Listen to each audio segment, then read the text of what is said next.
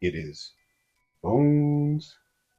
And in this one, let's do a really quick topic video. Now, I usually do these when I have something that I want to discuss, usually pertaining to McFarlane's DC Multiverse, but the topics can vary from issue to issue. Now, today I do want to talk about prices pertaining to trying to be the first person to have figures, or there's different ways people collect, different collecting habits.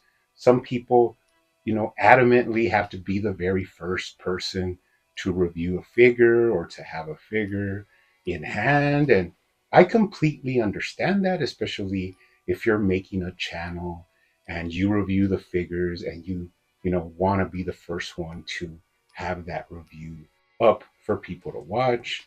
Now, luckily, I am not monetized. I don't really care that much about views. Although they are nice, I really prefer to have cool discussions with people in the comments and try and figure out this whole, adult collector scene, which is always very all over the place.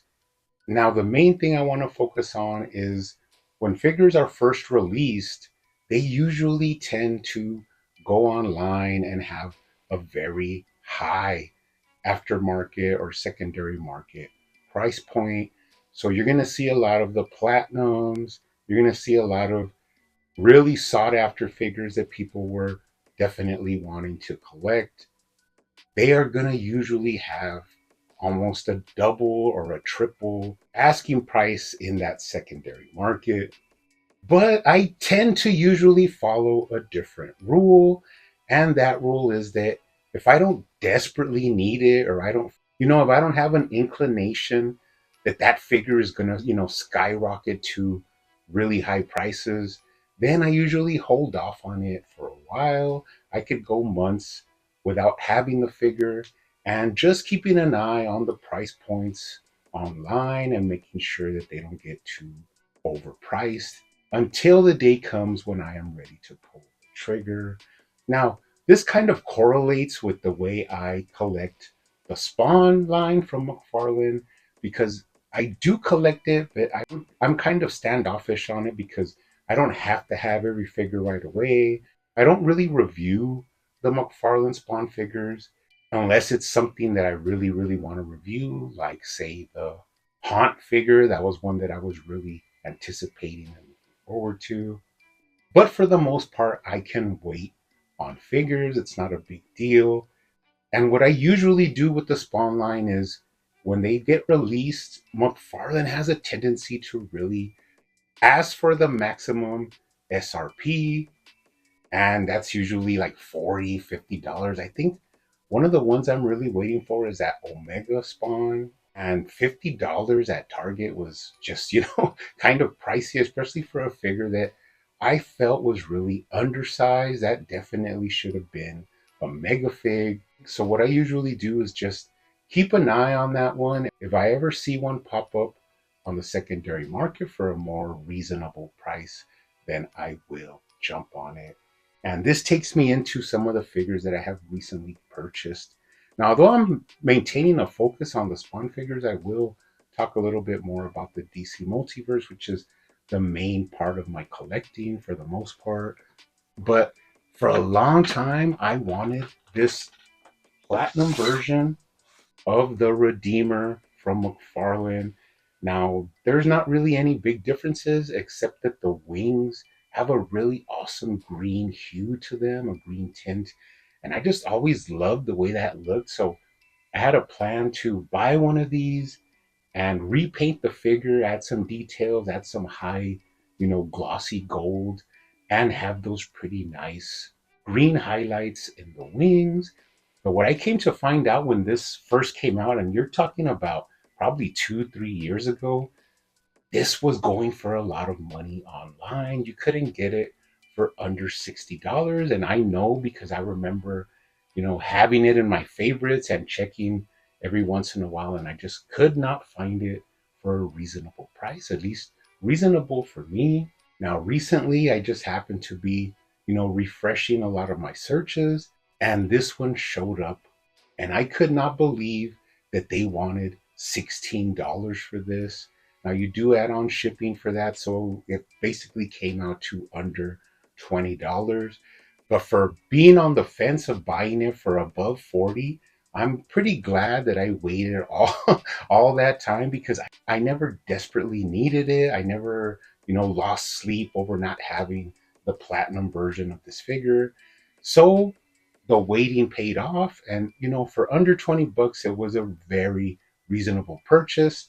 Now I have it for the purpose that I wanted to pick it up for in the first place. And I can add him to my collection for a very reasonable price. Now, another thing I always wanted was this Sam and Twitch 2 pack, and I remember being at Walmart. That's basically where I saw this a lot of the time. And I think it was a little bit more than $40. So after tax and all that, you're basically looking at $50. And while these are very central characters to the Spawn mythos, and I knew that I was eventually going to want to pick this up, I just couldn't justify paying almost $50 for this pack, while at the same time I had it in my mind that eventually the price would go down. Now I started seeing the price go down after a while. We started seeing it for 40, we started seeing it for 30, and I was close to pulling the trigger a bunch of times, but I still held out a little bit more. And the main reason I held out is because although I wanted these figures, it wasn't something necessarily that I needed now in my collection that I would pick these up. So I bought this. They said that the package was damaged, and I mean, I'm going to open these eventually, so it wasn't a big deal. But I bought it for like $24, I think, with tax and shipping, I think $28. So that definitely is a more reasonable price than 40, $50 when it was, first initially released. So once again, the waiting paid off. And it's just a very smart move to hold off on things that you don't want to spend an exorbitant amount of money on until you find the price that you are looking for. Now we go into McFarlane's DC Multiverse, and this is where it becomes, a little bit murky. And the thing about this line is that you never know what figures are going to become more expensive. You never know what figures eventually will sell for more than 50, $100 even. I think the Flashpoint Flash right now is floating right there around $100. So it is a little bit of a craps game. You kind of roll the dice and hope that you could get it for a decent price. And sometimes it just goes way out of proportion and ends up being a figure that is very hard to come by. Now, case in point is going to be the Platinum Catwoman, that gray suited version. And I remember during this time, we were looking at that Crisis on Infinite Earths wave where people were, pretty heated about McFarlane charging $40 for those figures. And around that certain time, these platinum figures popped up on Big Bad Toy Store. And of course, they were $39.99, more than $40 with shipping. But I had a feeling that this figure was going to, jump in price or was going to become very sought after. And I also had an idea where I wanted to open it and eventually I would find another one to have one mint in box. But little did I know that this figure would just go into the stratosphere. And now I am very happy to have paid $40 because basically, if you don't get lucky at a toy store or a comic store or, somewhere else, this figure, the Platinum Catwoman, is right around almost $200. That's the going price for that figure. I mean, you're lucky if you get it for 100 or 150, but the only ones I could find at this point in time was above $200.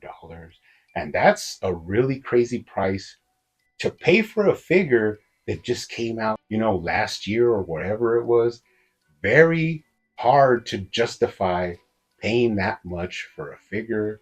Now, a lot of people know I am a completist, and I made a rule where I must have at least one of each release by McFarlane. Now, when I did my collection of the DC Universe classics, I never really completed it until years later. I had to go back and pick up a lot of figures that I never bought. I started finding like running versions of different characters that I didn't know were alternate color schemes that just happened to be released at the same time. So I ended up having to hunt those down on the secondary market till I was pretty satisfied with my complete, DC Universe Classics collection. So you're not going to finish a complete collection, in real time when the figures are coming out. So I know that in the future I will be hunting down any figures that I missed, any vehicles that I missed, and hopefully I'm not paying, hundreds of dollars just for one figure. And this takes me into my recent purchase of the platinum version of Azrael from the Night's End, the blue version, which a lot of people say should have been the standard release. Now, when this was released, you were seeing it online for 100, more than 100. And I was like, I'm not paying that much. Hopefully, I could find it in store, which I usually have a good amount of luck because I have a lot of retail stores around me. But this time, it just didn't happen for me. And while I did end up picking up three of the red versions, I still wanted this one in my collection. But I just wasn't comfortable paying almost $100 for this figure, no matter how much I really wanted it in my collection. Now, just, checking over and over again online until I saw this one pop up. I think it was like $43 or something like that. With shipping, it was like 48 at the most. I was happy to pay that, which is basically what I originally paid for that Catwoman from Big Bad Toy Store. So $40 for a figure that you definitely want to have in your collection is not a stretch for me. I do put a limit past that, but basically for something that you really want and you know that in the future it's going to be really hard to track down, I just went ahead and picked it up. So I have this now to open or to keep in box. I'm probably going to open it because I've been seeing a trend where these are slowly, slowly going down in price. You could find them for around 50. You could wait a little bit longer and maybe, like me, get one for around 40.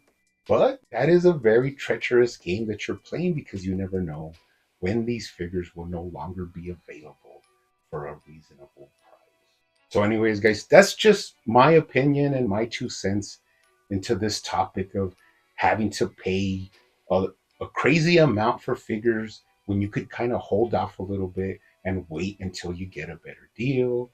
Some people, they just have to have it. It doesn't matter. And that's fine.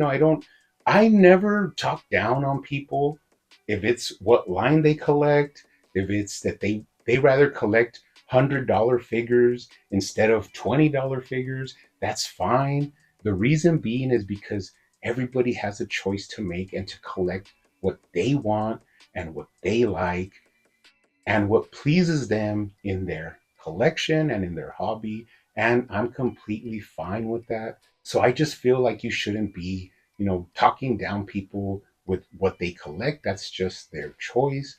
Now, I have a list that I'm making about a lot of topics that I'll be trying to do these more frequently. Different topics like, are we ever going to get pinless figures from McFarlane? The difference between the old McFarlane lines where they had a lot of paint and a lot of detail and the new lines that, although more articulated, seem to have less paint. And there is a reason behind that. Some people just gloss over it and say, oh, McFarlane just got cheap. In these recent days, it's all about the dollar. It's not about, but that's not what it is. Every point of articulation raises the price of a figure. compared to the older McFarlane 90s figures that basically used to have like 4 points of articulation.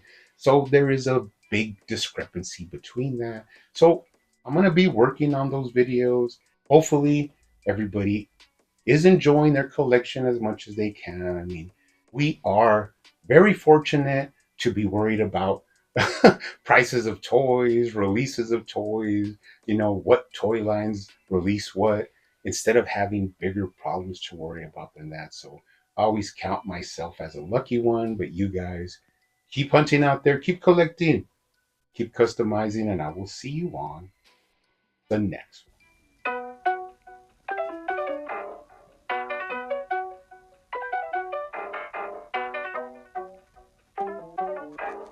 They used to call me Crazy Joe, but now they can call me Batman.